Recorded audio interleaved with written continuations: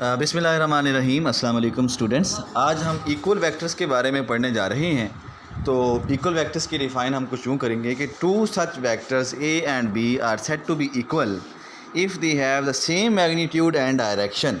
यानी दो ऐसे वेक्टर्स जिनकी डायरेक्शन भी सेम हो और मैग्नीट्यूड भी सेम हो। पोजीशन जो उनकी इनिशियल पॉइंट की है वो मैटर नहीं करती कि वो क्या होनी चाहिए। तो वो जो वेक्टर्स हैं वो क्या कहलाते हैं आपके पास? Equal vectors. उसके बाद आपके पास rectangular components of a vector हैं। तो a component of a vector is its effective value in a given direction. यानी कि किसी भी वेक्टर को अगर आप उसके कंपोनेंट में रिज़ॉल्व कर देते हैं तो वो आगे डायग्राम में शो भी किए गए होंगे, तो वो आपके पास रेक्टेंगुलर कंपोनेंट्स होंगे। यानी कि ये मैं आपको पहले डायग्राम दिखा दूं ताकि आपको ज़्यादा इशू ना आए इसमें। तो उसके बाद ये देखें, ये ए वेक्टर है, इसको उसके कंपोनेंट्स में रिज़ॉल्व किया गया है। किस तरह? ये जो डॉटेड लाइंस हैं ये इसके कंपोनेंट्स हैं। एक इसका वाई एक्सिस के अलॉन्ग कंपोनेंट है जो इसका वर्टिकल कंपोनेंट है, दूसरा इसका एक्स एक्सिस के अलॉन्ग कंपोनेंट है जो कि हॉरिजॉन्टल कंपोनेंट है। तो जब ये हमने ड्रा किए हैं तो आपको नज़र आ रहा होगा ये डॉटेड लाइंस और ब्लू और ग्रीन लाइन मिला के ये आपके पास सारी एक रेक्टेंगल बन जाती है। इस वजह से हम इस पूरे सिस्टम को रेक्टेंगुलर कंपोनेंट्स ऑफ सिस्टम कहते हैं। आई होप कि अब आपने फिगर की मदद से बात समझ ली होगी। तो अब बाकी थ्योरी पे चलते हैं। It is the usually convenient to resolve a vector into components along mutually perpendicular direction।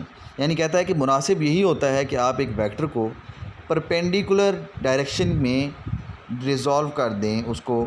Such components are called rectangular components. ऐसे कंपोनेंट्स क्या कहलाते हैं जी? रेक्टेंगुलर कंपोनेंट्स कहलाते हैं। इसके बाद आपके पास ए वेक्टर आपने कहा है, लेट हमारे पास ए वेक्टर है, उसको एक्स एक्सिस के अलॉन्ग जो है आपने रिज़ॉल्व किया पी एन पी में, वो ए एक्स हो जाएगा। जो वाई एक्सिस के अलॉन्ग किया वो ए वाई हो जाएगा। तो ए वेक्टर जो है आपके पास ए एक्स और ए वाई के एडिशन के बराबर है। साथ में आपने यूनिट वेक्टर्स आई और जे लगाने हैं। इससे आगे आपको पता है कि a x is equal to a cos theta होगा। एक्स एक्सिस के अलॉन्ग हॉरिजॉन्टल डायरेक्शन के अलॉन्ग हमेशा कॉस थीटा होता है, तो a x is equal to a cos theta आ जाएगा। Similarly a y is equal to a sine theta आ जाएगा। वर्टिकल जो है आपके पास डायरेक्शन में साइन थीटा आता है। उसके बाद है determination of a vector from its rectangular components. यानी कि डिटरमिन करना वेक्टर को रेक्टेंगुलर कंपोनेंट्स के ज़रिए। तो वो क्या है? उसमें आपने पाइथागोरस थ्योरम जो है वो पाइथागोरस थ्योरम जिसे हम कहते हैं वो लगाना है। इसी जो डायरेक्ट फिगर है, फिगर 2.6, इसी को अगर आप देख लें तो इसमें जो आपके पास एक बेस होगी, एक हाइपरटेनियस और एक परपेंडिकुलर। तो ए एक्स जो है आपके पास ओ एम ये बेस है, एम पी जो है आपके पास ये आपका परपेंडिकुलर है, और ओ पी जो है आपके पास ये हाइपरटेनियस है ए वेक्टर। तो थ्योरम के ज़रिए आपको पता है कि हाइपरटेनियस का square is equal to base का स्क्वायर प्लस परपेंडिकुलर का स्क्वायर होता है। हमने हाइपरटेनियस का ए का स्क्वायर ले लिया is equal to base a x का स्क्वायर ले लिया प्लस ए वाई का स्क्वायर ले लिया। एक तरफ का ए का स्क्वायर ख़त्म करने के लिए हमने दूसरी तरफ स्क्वायर रूट ले लिया, तो a is equal to under root a x का स्क्वायर प्लस ए वाई का स्क्वायर आ जाएगा। इस तरीके से आप मैग्नीट्यूड वेक्टर्स का फाइंड कर सकते हैं और ये चीज़ आपको आगे न्यूमेरिकल्स में भी काम देगी ये फार्मूला। दूसरा इसका मरला होता है इस वेक्टर की डायरेक्शन फाइंड आउट करना। तो डायरेक्शन आप फाइंड कर सकते हैं by tan theta. Tan theta is equal to perpendicular over base होता है, तो tan theta is equal to perpendicular over base आ जाएगा। परपेंडिकुलर इसमें एम पी है और बेस ओ एम है, तो M P over A M आ जाएगा, ओ एम सॉरी।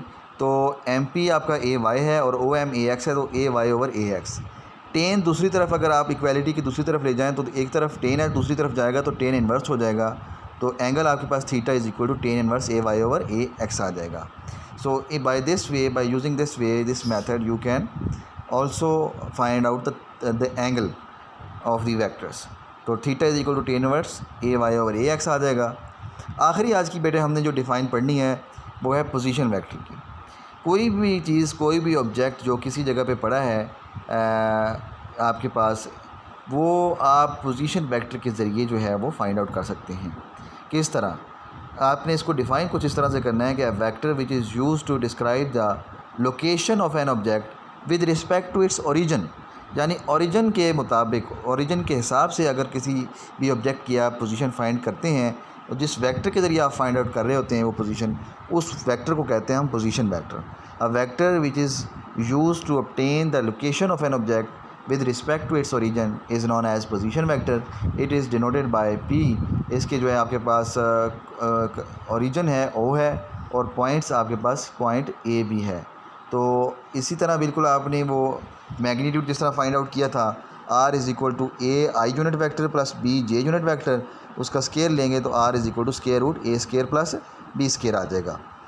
अगर ये आपके पास 3 डायमेंशनल में होगा, ऊपर वाला आपके पास 2.9 इक्वेशन है वो 2 डायमेंशनल में है, अगर आपके पास 3 डायमेंशनल हुआ तो फिर ए बी के साथ आपने सी भी लगा देना है, यानी r is equal to a i unit vector plus b j unit vector plus c k unit vector and r is equal to square root a square plus b square plus c square आ जाएगा। ये आपके पास position vector की define थी। इसका आपने graph भी बनाना है, ये दोनों इक्वेशंस भी लिखनी है और डिफ़ाइन भी लिखनी है। बेटे ये जितनी भी डिफ़ाइनें हमने अब तक की हैं ये शॉर्ट क्वेश्चंस के पॉइंट ऑफ व्यू से बड़ी इंपॉर्टेंट है, इनको अच्छी तरह से तैयार करें।